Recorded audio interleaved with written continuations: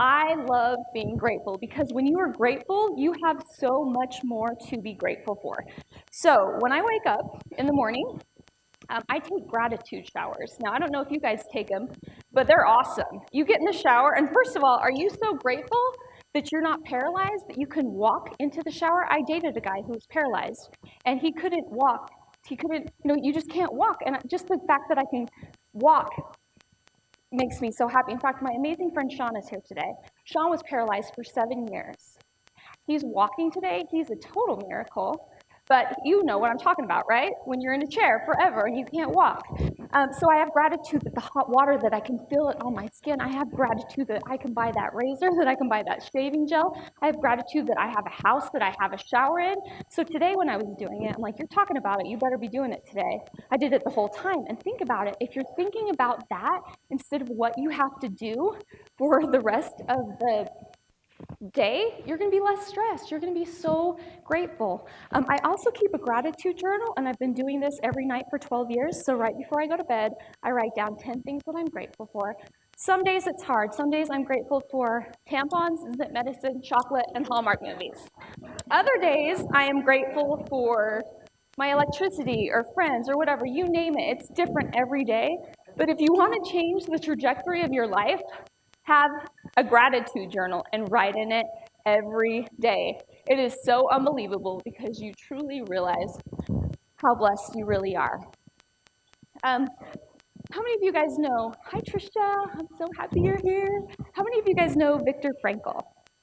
He was in the Holocaust. Now, a couple years ago, I was listening to Wayne Dyer at an event in Pasadena called Be Your Best, what was that? Do It Yours? I can't remember. It was a really awesome seminar. And Wayne was talking to Viktor Frankl, and he's like, how did you survive a Holocaust camp? How did you survive it? And he said, you know, Wayne, I would be fed a dirty bowl, or a bowl of dirty water, and there'd be a fish head in it. And he's like, if I couldn't find beauty in the fish head, I would have never survived. So it's like, you have to look at what's around you and be so grateful for it, because there's so much to be grateful for. How many of you are familiar with Elizabeth Gilbert? She wrote the book Eat, Pray, Love. Well, I heard her recently at a seminar, and she talked about having a really bad day one day. She was going through divorce court. She left the building. She went over to a post office, and she went into the corner of the post office, and she just lifted her hands up, and she's like, God, I cannot do this anymore. And the answer that she got was, look for the magnificent and the beautiful. She's thinking, that's a weird answer. She walks out of the post office, and there's this huge elephant with a majestic character on top of it. And she's like, oh my gosh, that's magnificent and beautiful. No matter what is going on, there's something beautiful. So what is your elephant? What is something that you can look for when maybe things are a little bit hard, so you're paying attention to all the amazing things that you can be grateful for? I love writing thank you notes. You're all getting one tonight. And it might have a little bit of money in it for showing up today. But anyway, I love writing them. And some of the coolest things I've ever got back are thank you notes. And I have a thank you note from Christopher Reeve from that event, from Ryan Seacrest when I sent him from chocolates for Christmas last year, from Coach K when he won the championship last year. Like, thank you notes mean the world to people. Are you writing them? Because when you do, you're sending out gratitude, and you will always have things to be grateful for that will come back to you. I also want to just remind you, and you guys all know this, that every day is the biggest gift ever, especially with the Miracle Kids that I work with, and they're not around very long.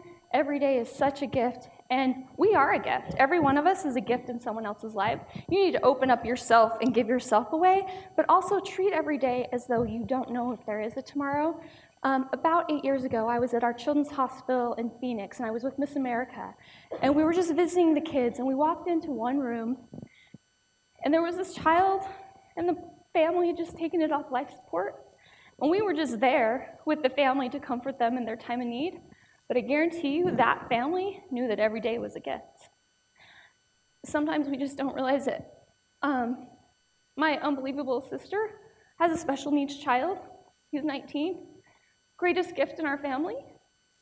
He doesn't have any language. He's not potty trained. He has tuberous sclerosis. He's severely autistic. Is every day a gift, Chris?